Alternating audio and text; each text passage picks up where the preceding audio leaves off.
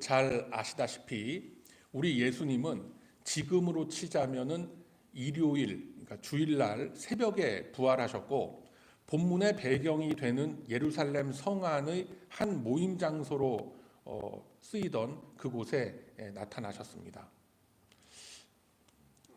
많은 성경학자들이 이 본문의 배경이 되고 있는 이 제자들이 모여 있는 이 아지트를 마가의 다락방 이렇게 추측하기도 합니다.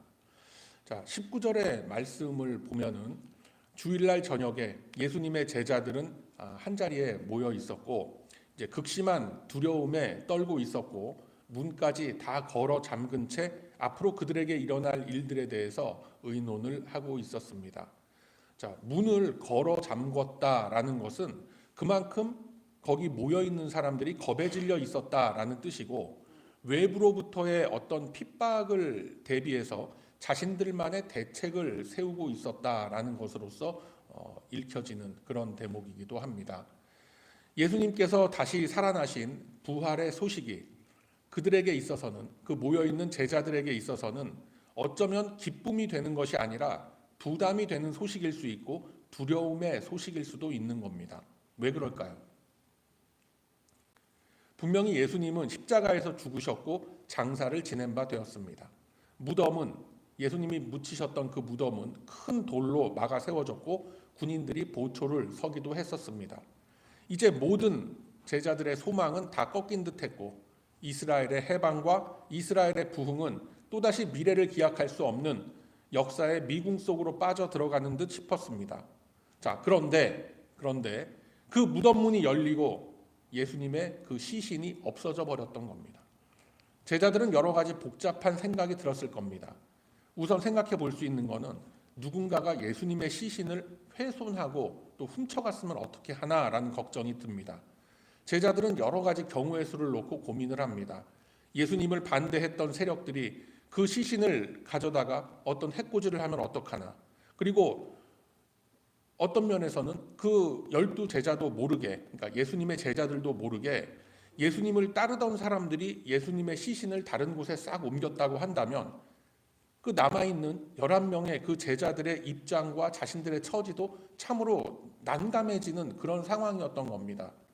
이제껏 그들과 동거동락했던 예수님께서 어떤 일을 당하셨는지 그 제자들이 누구보다도 다 잘 알고 있는 겁니다.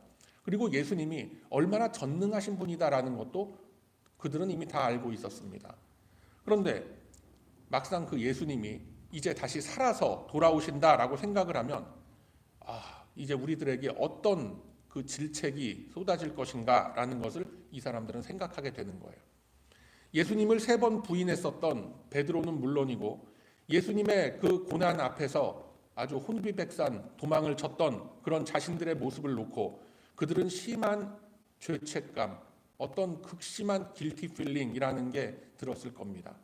예수님을 지켜드리지 못하고 예수님을 위해서 산헤드린 법정은 물론 빌라도의 법정 앞에서 말 한마디 뻥끗하지 못했던 자신들의 그 무기력함과 자신들의 그 연약함에서 오는 내적인 두려움과 죄책감이 그들을 짓누르고 있었던 겁니다. 예수님이 부활을 하셨다라고 한다면 이제 당연히 우리를 찾아오셔서 꾸짖으실 텐데 그때 나는 뭐라고 대답을 해야 되는가? 예수님께서 나에게 너 그때 내가 십자가에 달릴 때 너는 어디서 뭐하고 있었느냐라고 하실 텐데 내가 도대체 뭐라고 변명을 해야 한단 말인가? 이런 공포감이 그들에게 밀려왔던 것입니다.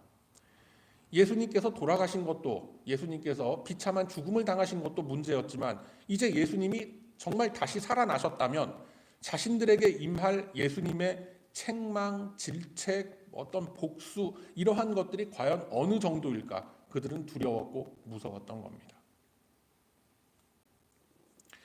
사실은 이것이 일반적인 사람들의 평범한 생각일 수 있습니다. 자, 우리들은 이 장면을 통해서 하나님은 어떤 분이시고 그리고 예수님께서 우리들에게 남기려고 하신 것이 무엇인지를 정확하게 볼 수가 있어야 합니다.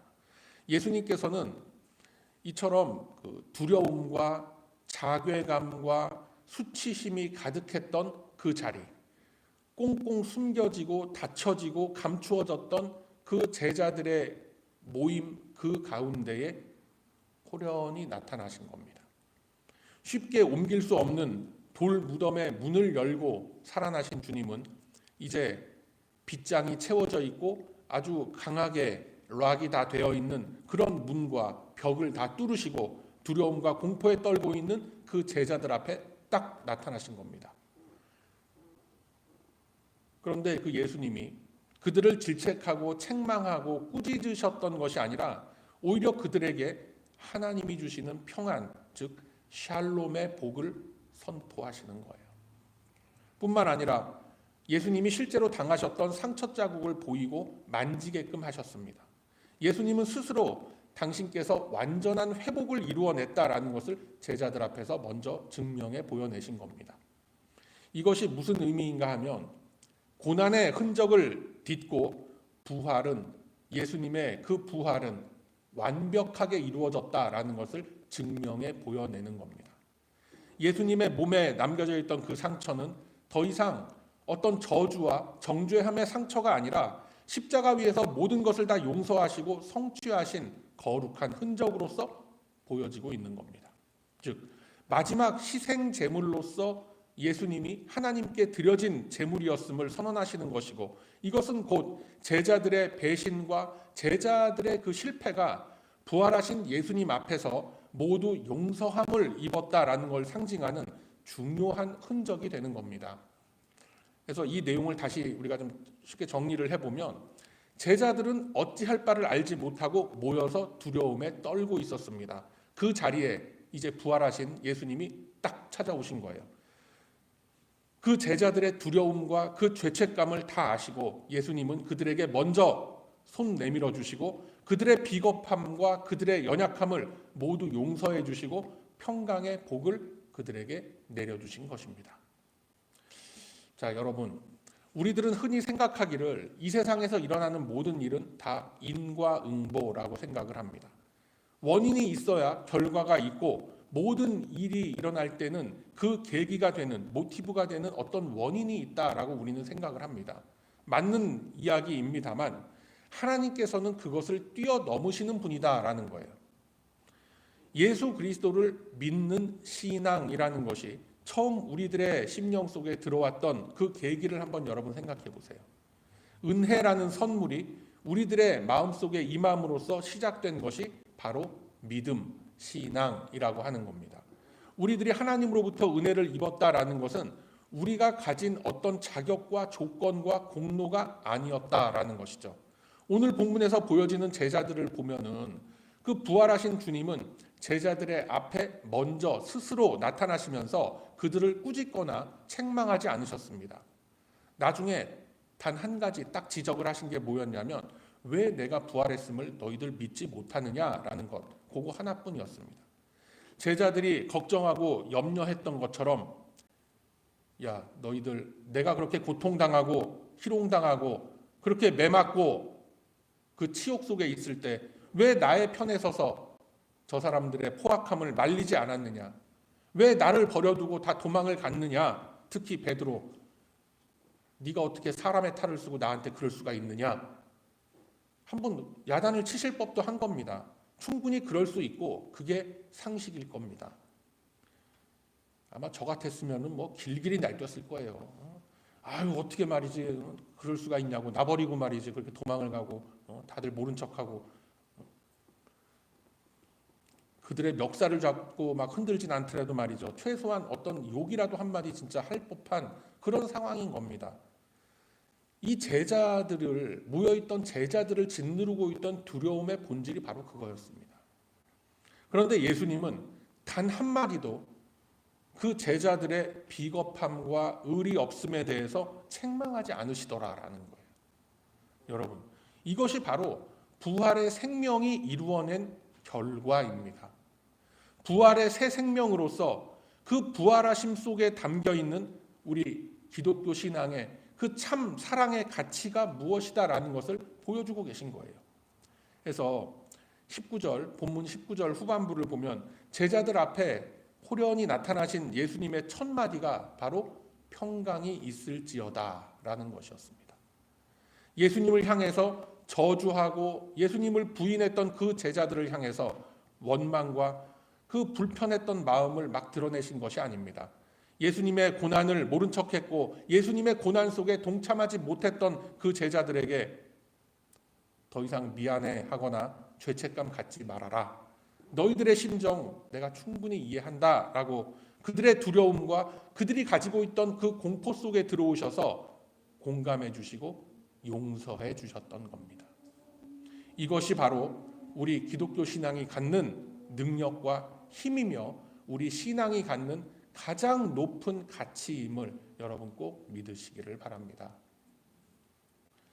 우리 기독교가 갖는 저력이라는 것은 바로 이처럼 평안케 하시는 그리스도의 용서함, 폴기브너스라고 하죠. 그리스도의 용서함에서 나오는 거예요. 문을 걸어 잠가두고 은밀하게 숨어 있었던 그곳에 예수님은 등장하셨습니다. 누군가가 문을 열어주고 아유 어서 들어오십시오 환영합니다 이렇게 했던 것이 아니에요. 그냥 벽을 넘어서 잠겨있는 문을 그냥 뚫고 예수님은 들어오셨던 거예요. 예수님의 그 뜻을 이루기 위해서 기적의 권능으로 그 모여있던 제자들에게 다시 나타나셨던 겁니다. 우리 주님은 이미 십자가 위에서 모든 희생의 제사를 다 지내신 후입니다. 해서 이제는 부활의 새 생명을 이들에게 불어넣어 주시고자 이들을 찾아오셨던 겁니다. 그들의 마음속에 있던 지나간 모든 죄악들, 모든 죄책감들 깨끗하게 다 씻어주셨습니다. 그리고 이들을 용서해 주셨고 하나님과의 화목을 이루도록 해주신 겁니다. 그래서 우리는 이 부활하신 예수님께서는 두 가지 샬롬을, 두 가지 평안을 선포하셨다라는 것을 이 본문의 말씀을 통해서 찾을 수가 있습니다. 자, 19절에 선언하셨던 그 평안, 그 샬롬이라는 것은 제자들의 마음속에 있던 모든 죄악과 죄책감들, 자괴감과 두려움과 공포로부터 이들을 구원케 하신 평안이었다라는 거예요. 그래서 이 평안을 허락해 주신 이 사건을 훗날 사도 바울은 로마서 4장과 5장에 걸쳐서 이렇게 설명을 합니다. 자, 제가 보도록 합니다. 로마서 4장 23절 이하의 말씀에서 하나님께서는 어떻게 이제 설명을 하시느냐면 아브라함만 의롭다 칭함을 받은 것이 아니라 예수 우리 주님을 죽은 자 가운데서 살리신 이를 믿는 우리도 의인으로 칭함을 받았다라고 선언을 하시는 거예요. 그리고 그 이어지는 말씀을 보니까 우리들도 그 믿음으로, 그러니까 부활하신 예수 그리스도를 믿는 그 믿음으로 의롭다 하심을 얻었은즉 우리 주 예수 그리스도로 더불어 화평을 누리자. 이렇게 말씀이 기록되어 있는 겁니다. 그래서 이제 예수님께서 친히 제자들 앞에 나타나시고 그들에게 상처를 보여주시고 여호와 샬롬의 복을 선언하시니까 어떤 일이 벌어졌는가? 제자들이 보고 기뻐했다라고 되어 있습니다. 주님이 주시는 평안함이 마음속에 싹 임하게 되니까 이제껏 그들을 억누르고 있었던 모든 죄악의 굴레로부터 다 벗어나게 된 겁니다. 마음속에 짓누르고 있었던 그 무거운 돌덩이 같은 죄책감, 그 길티 필링이 다 사라졌기 때문에 그들은 기뻤고 그들은 예수님과의 관계가 다시 회복될 수 있었던 겁니다. 그래서 이 기쁨의 상태, 이 안정감의 상태, 이 평안함의 상태를 성경은 이렇게 말씀을 합니다. 자, 여러분 성경을 한번 찾아보세요. 로마서 5장으로 가보세요.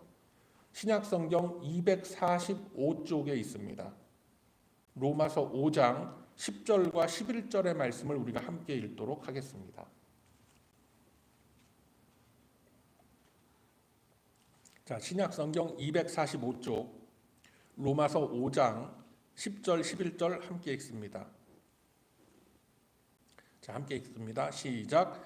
곧 우리가 원수 되었을 때에 그의 아들의 죽으심으로 말미암아 하나님과 화목하게 되었은즉 화목하게 된 자로서는 더욱 그의 살아나심으로 말미암아 구원을 받을 것이니라. 그뿐 아니라 이제 우리로 화목하게 하신 우리 주 예수 그리스도로 말미암아 하나님 안에서 또한 즐거워하느니라. 아멘. 이렇게 말씀하시는 거예요. 닫지 마세요. 또 찾아봐야 돼요, 성경. 그래서 이러한 그 기쁨의 용서를 받고 그리스도 안에서 하나님과 화목한 사람들은 어떻게 됩니까? 자, 오늘 본문에서 말씀한 것과 같이 평안 속으로 들어가게 되는 거예요. 그것을 좀 더 이게 평안 속으로 들어가서 안정감을 되찾았다라고 하는 그 얘기를 성경적인 언어와 이 성경의 논리로서 하나님은 이렇게 기록을 하고 계십니다. 로마서 8장으로 가보세요. 더 넘기셔서 로마서 8장 1절과 2절의 말씀을 우리가 함께 읽습니다. 자, 로마서 8장 1절과 2절 말씀 함께 읽습니다. 시작. 그러므로 이제 그리스도 예수 안에 있는 자에게는 결코 정죄함이 없나니 이는 그리스도 예수 안에 있는 생명의 성령의 법이 죄와 사망의 법에서 너를 해방하였음이라. 아멘. 이렇게 선언하시는 거예요. 이처럼 예수님께서는 부활하신 후에 제자들 앞에서 바로 이 용서의 선언을 해주셨던 겁니다. 그렇다면 이제 용서함을 받은 제자들은 어떻게 됩니까? 본문 21절에 이르러서 또다시 평안이 임할 것이다 라는 것을 선언하고 계시죠. 너희에게 평강이 있을지어다. 그리고 아버지께서 나를 보내신 것 같이 나도 너희를 보내노라 라고 말씀을 하십니다. 여기서 두 번째 샬롬, 두 번째 평강이 나와요. 우리들이 살펴본 첫 번째 평강은 죄사함의 은혜를 입음으로써 이루게 되는 하나님과의 평강이었습니다. 하나님과 이루는 그 평안이었다라는 거예요. 그러면 이제 또다시 받은 그 평안은 무엇인가? 그것은 바로 하나님의 그 성품이신 하나님의 그 평강을 나의 삶 속에서 누리라라고 하는 거예요. 하나님과의 그 화목을 이룬 그 평강으로 인해서 이제는 내가 평안해지고 내 주변, 내 이웃과 평안해질 수 있는 그 평안을 이루어라라는 것이 이 둘째 평안이 갖는 의미라는 거예요. 여러분, 우리 예수님은 평화의 왕으로 이 땅에 오셨음을 믿으시길 바랍니다. 이제 죄사함을 받은 우리 하나님의 백성들은 예수 그리스도 안에 있는 이 평안을, 이 평화를 본격적으로 누릴 수가 있게 되는 겁니다. 첫 번째 평화는 예수님께서 십자가에서 그 값을 다 치르심으로써 나에게 은혜로서 주어지는 그런 평화였습니다. 그 평화로 인해서 하나님과의 화목을 이루게 되는 겁니다. 그런데 이 두 번째 평화는 그냥 나에게 주어지는 그런 평화가 아니라 내가 지켜나가는 평화다라는 거예요. 이게 차이점이 있는 거예요. 그럼 어떻게 지켜나갑니까? 하나님과의 끊임없는 이 영혼의 교제 속에서 지켜지는 그러한 평안인 것입니다. 그러한 평화다라는 거예요. 자, 이 사실을 우리 주님은 그 평화를 지켜나가기 위해서 이렇게 해야 된다라고 어떻게 말씀하시느냐? 자, 오늘 나눠드린 말씀 카드 빌립보서 4장 9절의 말씀 우리 함께 읽습니다. 빌립보서 4장 9절의 말씀 함께 읽습니다. 시작. 너희는 내게 배우고 받고 듣고 본 바를 행하라. 그리하면 평강의 하나님이 너희와 함께 계시리라. 아멘. 하나님으로부터 이 말씀의 시간에 배우고 받고 듣고 본 바를 이제 행하라라는 거예요. 예수님께서 부활하신 후에 제자들에게 나타나셔서 용서해 주시고 평강이 있을지어다라고 선포하신 말씀이 이렇게 연결이 돼서 풀려나가는 겁니다. 자, 그렇다면 이제 우리들이 생각해 봐야 될 것은 그리스도로부터 예수님으로부터 무엇을 배웠고 무엇을 받았고 무엇을 들었고 무엇을 보았는가? 뭐 행하라고 하셨는데 도대체 뭘 어떻게 하라는 말인가라는 의문이 들게 되죠. 하나님 안에서 평화를 지켜나가기 위해서 우리가 무엇을 어떻게 하면서 살아야 되겠는가? 하나님께서는 이 질문에도 또 정확한 답을 우리에게 주셨습니다. 시간 관계상 제가 보도록 하겠는데 찾으실 수 있는 분 찾아보세요. 빌립보서 4장 6절과 7절의 말씀.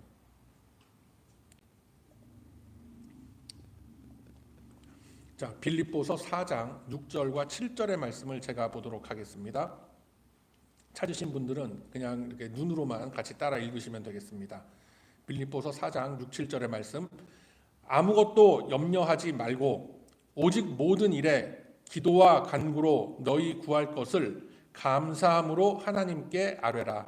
그리하면 모든 지각에 뛰어난 하나님의 평강이 그리스도 예수 안에서 너희 마음과 생각을 지키시리라. 아멘.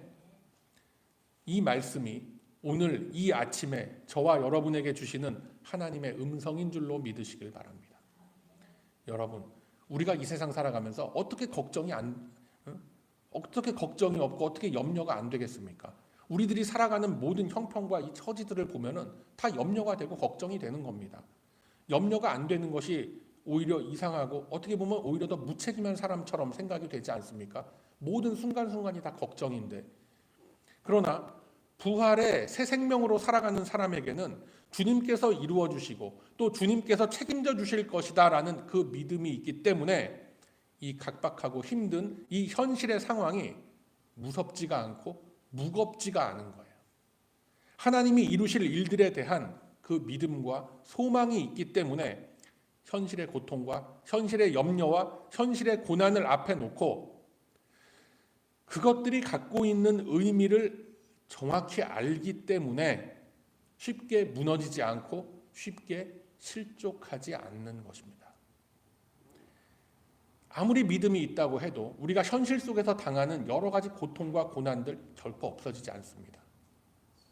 아무리 기도하고 매달려도 하나님은 왜 이 응답이 없으실까? 왜 이 장애물을, 이 고통을 내 앞에서 치워주지 않으실까라는 그런 어떤 안타까운 마음이 우리 안에 들 때가 있어요. 그렇지만 부활의 새 생명으로 살아가는 사람들은 다른 관점에서 그 고통과 그 장애물을 보게 되는 거예요. 그 속에 담겨 있는 하나님의 뜻을 보게 되는 거예요. 그렇게 되면 더 이상 그것은 나의 장애물이 아니라 내가 그것을 딛고 넘어갈 수 있는 디딤돌이 되는 거예요. 여러분, 그 능력 다 체험해 보셨습니까? 이제껏 인생 살면서 한 번도 그런 체험을 해보신 적이 없어요, 여러분? 왜 내 인생은 팔자가 이렇게 사나워 갖고 그냥 하루하루 살 때마다 이렇게 앞에 고통과 고난들이 놓여 있고, 아이고 내 팔자야, 아이고 내 팔자야. 그저 교회라도 가면 좀 뭐가 어떻게 해결이 되나? 아이고 다음 주에는 교회 안 가고 저 옆에 있는 어디 뭐 수덕사나 뭐 어디 이런 데를 한번 찾아가서 뭘 해봐야 되지 않겠? 아니에요, 여러분. 하나님이 해결해 주세요. 부활의 새 생명을 입으시길 바랍니다. 그 기쁨과 그 평안과 그 능력 속에 우리가 주님과 하나가 될 때 오늘 주님께서 보여주신 것과 같이 우리는 나를 용서할 수 있고 내 자신을 용서할 수 있고 내 앞에 그 큰 장애물을 갖다 놓은 것 같은 그 원망스러웠던 그 사람들도 우리는 용서할 수가 있게 되는 거예요. 그리고 오늘 빌립보서 말씀처럼 진정으로 기뻐할 수 있고 기도할 수 있고 감사할 수 있는 겁니다.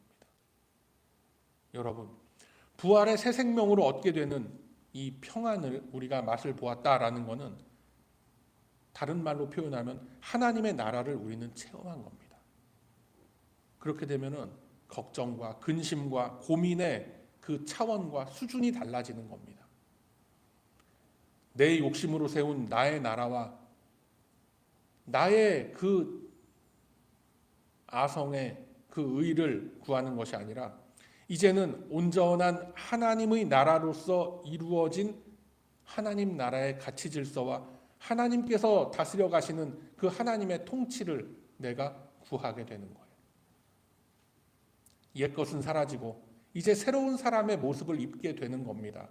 마음과 생각에 관심사가 다 달라져 버리는 거예요. 이제는 제자들은 예수님을 만나고 기뻐합니다. 이제까지 그들을 짓누르고 있던 것들 앞에서 더 이상 문 잠가 놓을 필요가 없고 더 이상 숨어 있을 필요가 없고 다 그렇게 된 겁니다. 이처럼 주님이 주시는 그 용서함의 평안을 얻게 되면 그 다음은 하나님의 평강 속으로 하나님의 평안함 속으로 들어가게 되는 거예요. 하나님의 평안 속으로 하나님과 한 몸으로서 한 마음으로서 우리는 묶이게 된다라는 겁니다. 하나님과 한 몸으로 묶인 사람들 어떻게 한다고 했습니까?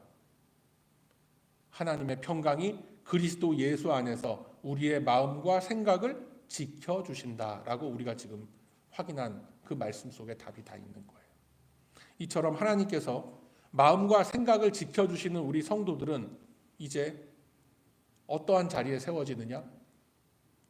그 은혜를 체험한 증인의 자리에 세워지게 되는 겁니다. 그래서 오늘 그 본문 요한복음 20장 21절 후반부의 말씀을 보면은 아버지께서 나를 보내신 것과 같이 나도 너희를 보내노라 라고 하시는 거예요. 어디로 보낸다는 거예요? 도대체 어디로? 바로 예수 그리스도의 부활 생명을 증거하는 삶의 현장, 나에게 주어진 그 고통스러운 그 걱정 덩어리가 그냥 쌓여있는 그 현실 속으로 나를 파송하시는 거예요. 그곳에서 내가 이제는 하나님의 평안을 이루었음을 모든 사람들 앞에서 증명해내는 그 자리에 우리가 파송되었다라는 이 사실을 여러분 꼭 믿으시기를 바랍니다. 부활의 생명을 내가 입었어요. 나의 삶의 현실 속으로 나아간단 말이에요. 그런데 바로 어저께까지만 해도 나를 괴롭히던 그 문제들 오늘 가보니까 없어져 있을 것 같아요? 안 없어져요. 그대로 남아있어요. 그렇지만 그 어려움을 통해서 내가 성장하는 거예요. 내가 성장하고 나면 내 앞을 가로막고 있던 큰 벽처럼 느껴지던 게 이제는 길바닥에 떨어져 있는 요만한 자갈보다도 더 작게끔 느껴지게 되는 거예요. 나를 가로막는 것 같은 그 벽 그대로 남아있을 겁니다. 여러분 내일 월요일 아침에 여러분들의 뭐 직장, 사업장, 뭐 어디 삶의 현장 속으로 가보세요. 일주일 내내 내가 기도하면서 제발 이것 좀 어떻게 고쳐달라고 없애달라고 했던 거 없어져 있을 것 같아요? 그런 거 없어요. 그런 거는 일어나지 않아요. 그런 일은. 그런 거 일어나게 해달라고 빌지 마세요. 그거는 신앙이 아니에요.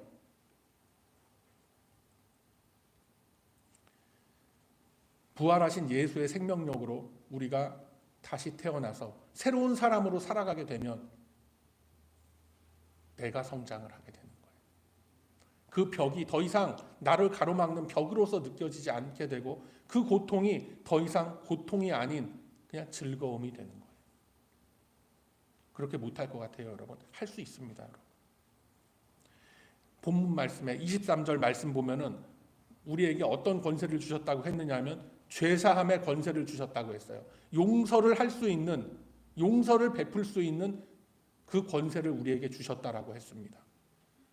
누구든지 예수 그리스도의 이름을 믿고 의지하며 회개하는 그 심령 속에는 죄사함을 누릴 수 있는 그 은혜가 임하게 된다라는 것을 하나님은 우리에게 선언하고 계신 거예요. 여러분 한번 주의를 한번 이렇게 보세요. 좀 전에도 말씀드렸다시피 결코 우리를 둘러싸고 있는 이런 환경들, 객관적인 여러 가지 이런 어떤 핸디캡이라고 느껴졌던 것들 안 없어집니다. 그거 그대로 있습니다. 그렇지만 이렇게 하나님의 그 은혜와 하나님의 나라를 체험한 심령들은 우리가 살아가고 있는 이 인생의 공간 속에, 이 시간의 공간 속에 또 다른 세상이 존재한다라는 것을 알게 되는 거예요. 다른 눈이 떠지게 되는 겁니다. 그래서 이 부활의 생명을 누린다라는 것은 그냥 뭐 지식과 이론으로만 알고 있는 것이 아니라 내가 살고 있는 이 삶의 현장 속에서 적극적으로 적용하면서 내가 그 기쁨을 누리는 것을 의미하고 있는 거예요. 그래서 우리는 바로 이 내용을 놓고 주님께 기도해야 될 줄로 믿습니다. 내가 고난이라고 생각했던 것들, 문제라고 생각했던 것들을 다 내려놓고 먼저 하나님의 나라가 나에게 임하게 하소서라고 우리가 기도해야 할 줄로 믿습니다. 그래서 우리가 이제는 좀 더 성숙한 이 믿음의 경지에 오를 수 있는 우리 베다니 가족들 다 되기를 소망합니다. 하나님의 평안을 우리의 삶 속에서 지켜나가는 그 자리에 우리 모두 다 함께 나아가는 우리 베다니 가족들 되시기를 바랍니다.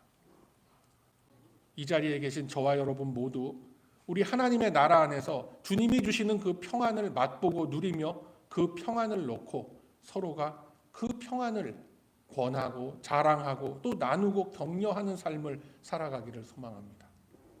모든 일에 기도와 간구로 감사함으로 주님께 먼저 아뢰는 저와 여러분의 그 성숙한 삶 속에 이제 우리 주님이 주시는 부활의 능력은 갑절로 충만하게 채워지게 될 겁니다. 오늘 말씀과 같이 주님은 성령의 호흡으로서 우리와 영원히 함께 하시면서 그 화평의 나라 안에 거할 수 있는 그 믿음과 그 능력을 언제나 우리에게 충만히 부어 주실 것입니다. 그러므로 이제는 부활의 주님이 그 주셨던 용서함과 그로 인한 그 평안을 우리의 마음속에 품고 모든 걱정과 염려 앞에서 이제는 기쁨으로 기도하며 간구하는 삶을 통해서 주님의 역사하심을 체험하며 승리하는 저와 여러분의 복된 이 인생길이 다 되시길 이 아침에 주님의 이름으로 축복합니다. 아멘.